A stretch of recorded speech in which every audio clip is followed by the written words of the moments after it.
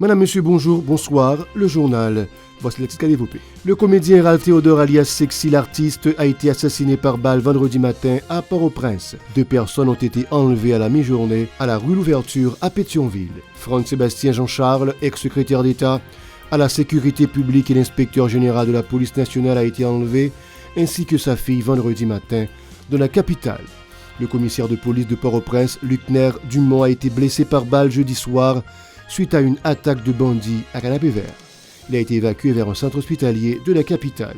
Les navires HMCS Glace Bay et Moncton de la Marine Royale du Canada commencent à patrouiller le 2 mars dans les eaux territoriales haïtiennes, selon la ministre de la Défense, Anita Anand.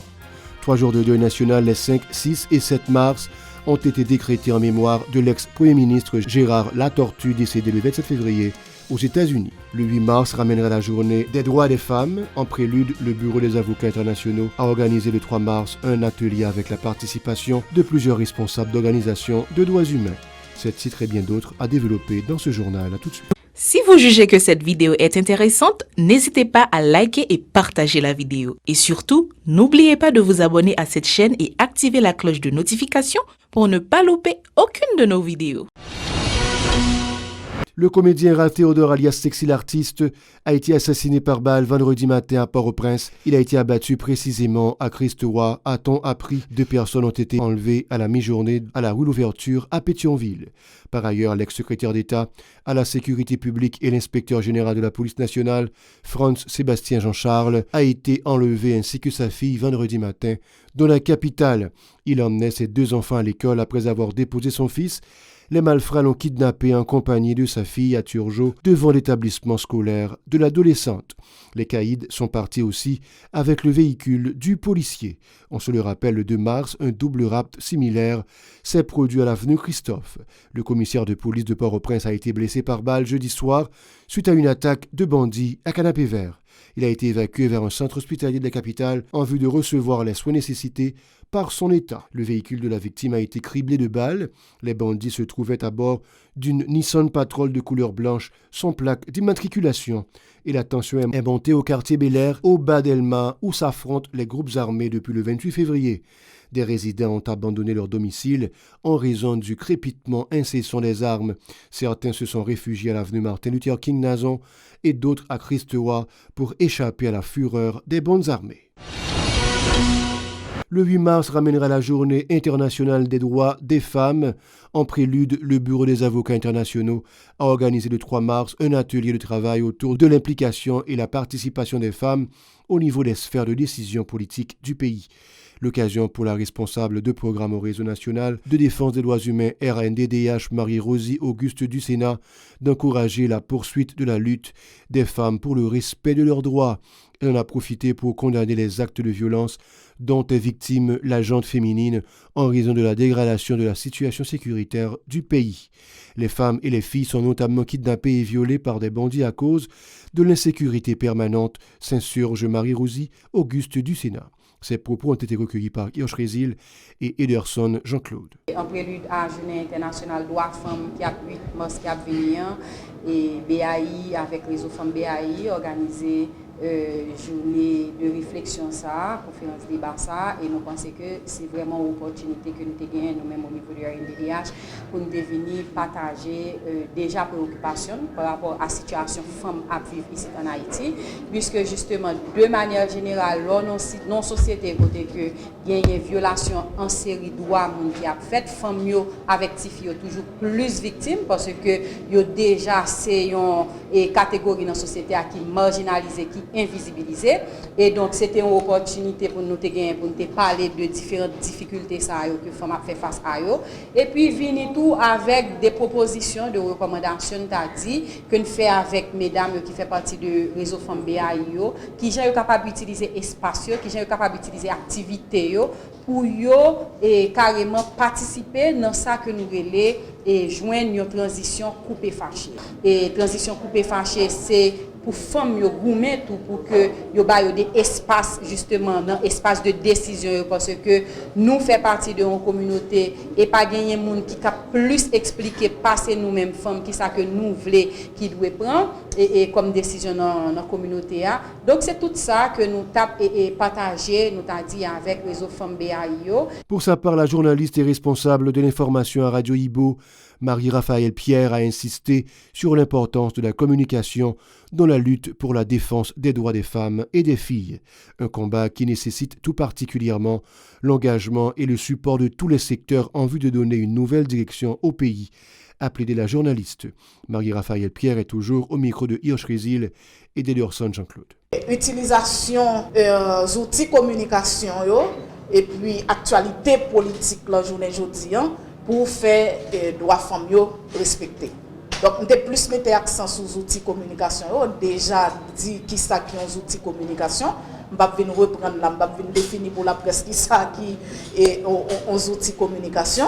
Et si vous voulez, bon, son espace, son médium, son plateforme pour faire un message passer, pour véhiculer information, pour véhiculer un message. C'est surtout et ça nous devons parler avec mesdames et différents outils de communication qui ça je dis en parler des outils de communication modernes qui c'est radio, télévision, la presse, ça nous-mêmes nous les journaux et internet. Dans internet, nous avons tout ça qui vient avec internet et toute plateforme qui gagne au Facebook, Instagram, Twitter, etc. Et nous avons dit, mesdames, vous êtes capables justement d'utiliser la plateforme ça, parce que dans les médias, alors nous avons tendance à les médias traditionnels. Non, je dis, on a parlé de outils de communication et modernes, journal, télévision, radio, les la donne. Moi-même, je vais parler de médias traditionnels. Et parce que ce n'est pas nous qui définissons, ce n'est pas nous qui faisons. Donc, les gens qui font, les gens qui créent, ils mettent dans la catégorie des outils de communication modernes. Je vais parler de médias traditionnels, qui parler des outils de communication modernes. Moi, je dis, mesdames, ce n'est pas toujours évident dans la télévision, dans la radio, dans la presse. Les navires HMCS Glace Bay et Moncton de la Marine Royale du Canada commencent à patrouiller le 2 mars dans les eaux territoriales haïtiennes, selon la ministre de la Défense Anita Anand. Une initiative qui entre dans le cadre de la lutte contre les agissements des bandes armées, toujours selon les responsables. Les gangs utilisent assez régulièrement la voie maritime pour mener leurs activités criminelles. Les bateaux canadiens assurent une mission de surveillance et de collecte d'informations au niveau des côtes haïtiennes en vue d'aider la police nationale à mieux traquer les caïds qui alimentent l'insécurité sur le territoire national en multipliant les cas de kidnapping, de vol, de viol et d'assassinat. Sachez aussi que le gouvernement a décidé de rendre hommage à l'ex-premier ministre de transition Gérard Latortue, décédé le 27 février aux États-Unis. Il a décrété en sa mémoire 3 jours de deuil national à partir du 5 mars. L'activiste Ronald Pierre appelle à l'unité de tous les acteurs afin qu'une issue favorable soit trouvée à la crise. Il invite les membres du Haut Conseil de transition HCT à s'y appeler, ce qui permettra, selon lui, aux récalcitrants d'intégrer cette structure. À son avis, la paix et le dialogue sont le ferment de la réconciliation nationale qui favoriserait la stabilité nécessaire au déblocage du pays. Ronald Pierre au micro de Osée Victorin. Nous profitons de l'occasion là et bien on pense spécial pour tout le monde victime qui a souffert dans tout le quartier populaire. Nous profitons de l'occasion ça pour nous demander libération pressé, jeunes étudiants, Winchell, Chéri Gentil, à tout le monde qui est embarqué, M. Ravisseur. Et puis nous avons tout profité de l'occasion ça pour nous parler avec membres HCTO pour nous dire former une commission qui pour chita parler avec 4 barons qui a fait politique du dans le pays d'Haïti. 4 barons ça yo, m'pa besoin citer non yo, toute population connaît non yo. Pour secteur vaudois qui gagne royaume vaudou d'Haïti, secteur protestant et puis secteur textile là. Nous croyons c'est meilleur moment, c'est un moment côté nous tous nous ca mettre tête ensemble dans la paix, dans la réconciliation qui a sauvé le pays. Moi, je crois que c'est un dialogue avec toute force vive pays qui a un changement tout bon vrai, sans division, sans chirépit. Pour sa part, Stanley Duméus dit attendre les résultats probants du ACT qui aura un mois depuis la prise de ses fonctions le 6 février dernier. Il recommande aussi le dialogue en vue d'un dégel effectif de la crise. Il est au micro de Osée Victorin.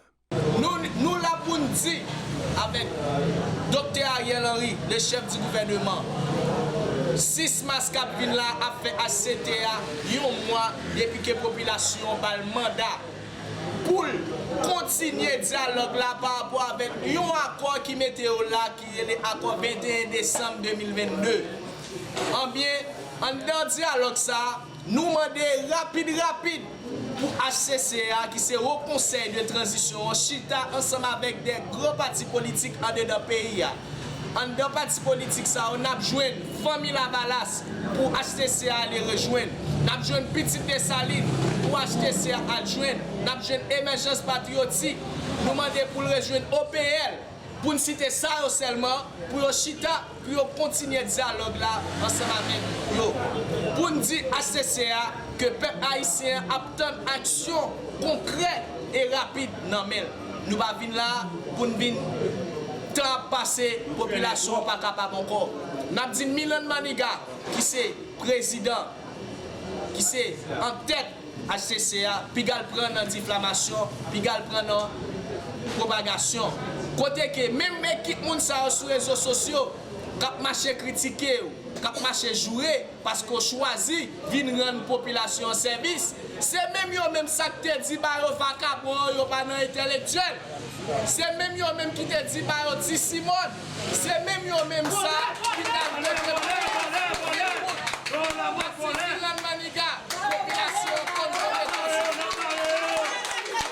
L'activiste Réginald Gédéon appelle les signataires de l'accord du 21 septembre dernier à respecter leurs engagements en vue de dégeler effectivement la crise qui perdure.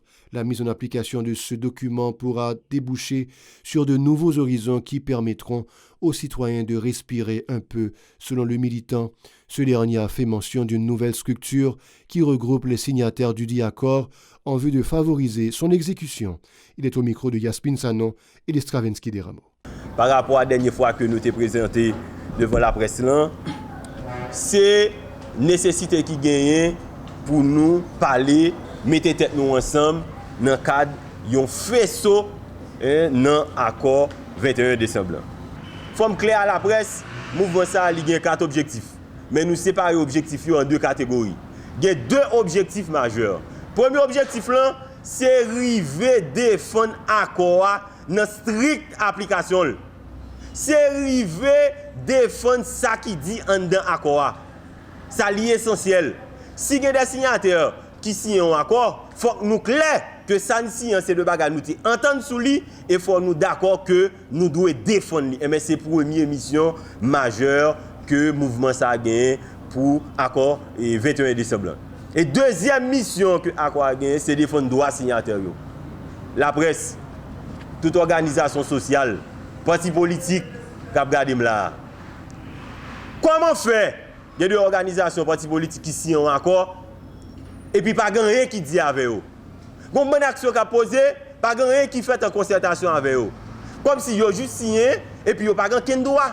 Au contraire, ils viennent renforcer les droits signataires par rapport avec la publication ça qui était faite dans le Moniteur et ça vient bailler beaucoup plus de force avec les signataires que l'organisation, que le parti politique pour défendre les droits en dedans ça qui a passé, en dedans accord, en dedans action qui a posé en dedans pays qui entre dans un cadre bien déterminé, non ligne directive que l'accord 21 décembre l'était bail. C'est 2 objectifs majeurs que le mouvement ça a. La militante Lucienne Justimé prône elle aussi le strict respect de l'accord du 21 décembre. Pour elle, ce document leur confère le droit de prendre part aux décisions relatives au bon fonctionnement du pays. Lucienne Justimé au micro de Yaspin Sanon et de Stravinsky Deramo. Je ne dis pas, c'est sûr que nous ne pouvons pas dire que l'accord ça, il remplace la Constitution. Mais puisque nous avons un vide total, des situations qui passent dans le pays, que la Constitution pas prévoit et la Constitution n'a pas dit rien là-dedans. Donc je ne dis pas, puisque ensemble d'institutions, ensemble d'organisations, ensemble de partis politiques mettent ensemble, ils n'ont pas fait un accord et qui publié dans l'unique journal officiel que le pays a gagné. Donc maintenant ça vient bail une force légale et partis politiques ça yo, organisations ça yo, ils viennent gagner un droit de notoriété à travers la publication et ils ont un ensemble de droits que le fait que les publiés dans le Moniteur que ils viennent gagner. Ça vient faire que parti ça yo ce sont des ayants droit. Donc, si vous avez qui a fait dans l'application accord là, depuis l'accord pas appliqué, il faut qu'il fait deux conseils avec eux.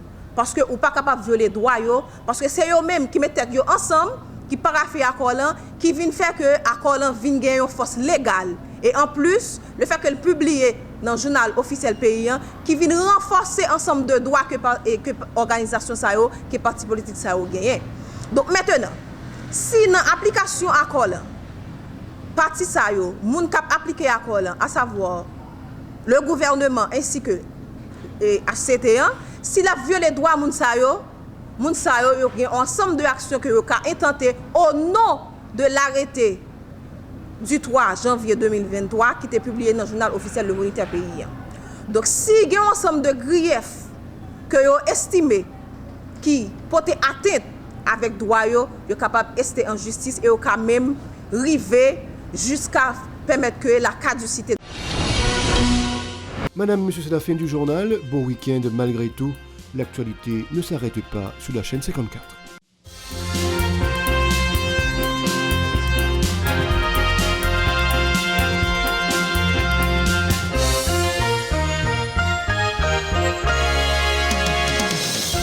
Si vous jugez que cette vidéo est intéressante, n'hésitez pas à liker et partager la vidéo. Et surtout, n'oubliez pas de vous abonner à cette chaîne et activer la cloche de notification pour ne pas louper aucune de nos vidéos.